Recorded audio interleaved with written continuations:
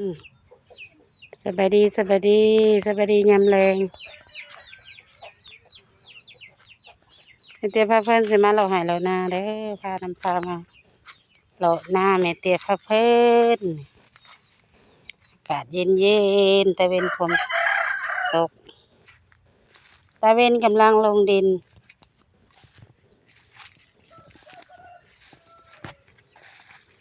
ขนาดนาเบิ่งข้าวเบิ่งน้ำนี่คือสิบ่มีแหละเบิ่งแต่ข้าวหั่นแหละมื้อนี้พามาเลาะให้เลาะนาเบิ่งข้าวเฮิงๆจึงออกมาเทื่อหนึงเป็นข้าวมานพุ่นแหละข้าวก็ถือพาเลยดำก่อนเดอหมู่ก็เลยว่าถือพาก่อนหมู่เอิ้นปิดกล่องซะก่อนเออตะวันพรมลงตะวันรอแสงตะวันทอแสงพ่อก็ลบหน้าลบหลังได้เปียกก็ได้อันนี้เหม็นเทียงหายเทียงหน้าที่แต่ก่อนกันออกมานอนหายนอนหน้าพี่ละหาจับกบจับเขียดกินจับกบจับเขียดปิ้งปนแต่ข้าวตะกี้เต้นนี่ก็ยากลูกยากหลานแล้วได้ออกหายออกหน้าเลยให้เพิ่งจะออกมาจอม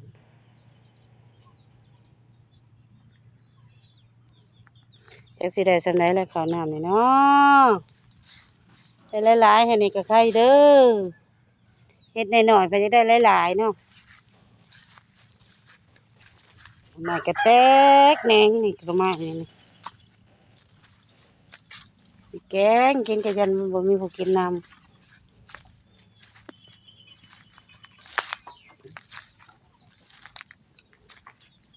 ทำมาแล้วเลี้ยงไก่เลี้ยงงัวเลี้ยงควายแล้ว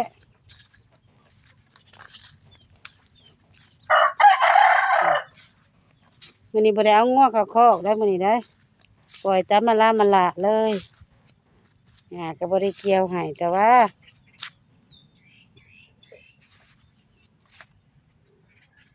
เด้พอดีตะเวนอ่อนๆนี่ตอกใส่กับข้าวเขียวข้าวก็เขียวไปเรื่อยๆข้าวนี่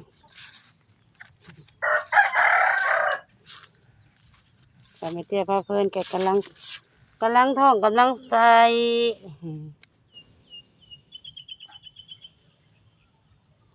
เดือน11เพลงก็คือสิได้เกี่ยวแล้วป้า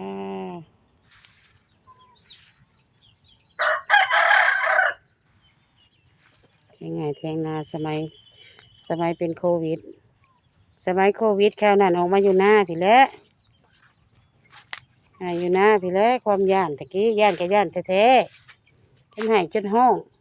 กูมือนี่เขาบอกเอิ้นโควิดเนาะเขาเอิ้นหวัดใหญ่ไข้หวัดใหญ่สายพันธุ์ใหม่